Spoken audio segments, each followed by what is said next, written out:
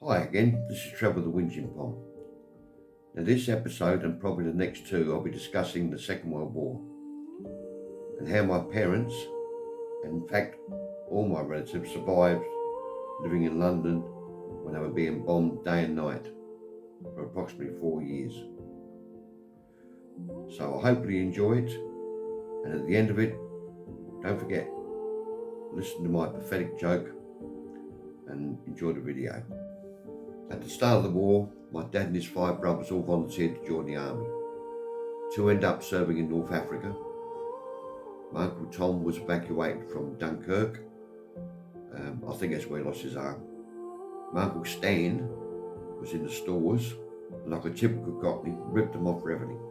Canned food, butter, cheese, you name it. And he even turned up one day at my dad's place, Mum and Dad's place, with an army truck and a piano on it to give to my mother. Now, my Uncle Alf and Dad were rejected by the army because of medical reasons, so they both worked in a munitions factory. When the Germans were bombing, they'd have to man the anti-aircraft guns. Dad was a firer, and Uncle Alf used to have to run away with the shells that hadn't exploded. And Dad always said that's the only time he didn't want his brother being close to him. I just think it's quite amazing that they all lived in London, suffered 4 years of bombing day and night, and yet not one of my family died. None of my uncles, nobody. Now, a lot of people run down the royal family. Now, you've got to remember, during the Second World War, they lived in Buckingham Palace. They may have had a shelter underneath, I don't care. But every time the bombing stopped, they'd go out and they'd comfort the people who've lost houses and family. I think that's pretty good, considering most other leaders would be hiding somewhere in the country. And then even Queen Elizabeth, the future Queen of England, worked in auxiliary. She used to drive trucks and was a mechanic. So anyway, to carry on, there was one day when Mum and Dad were riding down the road, and in those days you couldn't buy petrol during the war. So Dad bought a tandem push bike. Anyway, Dad used to be pedalling, and Mum would be putting the feet up.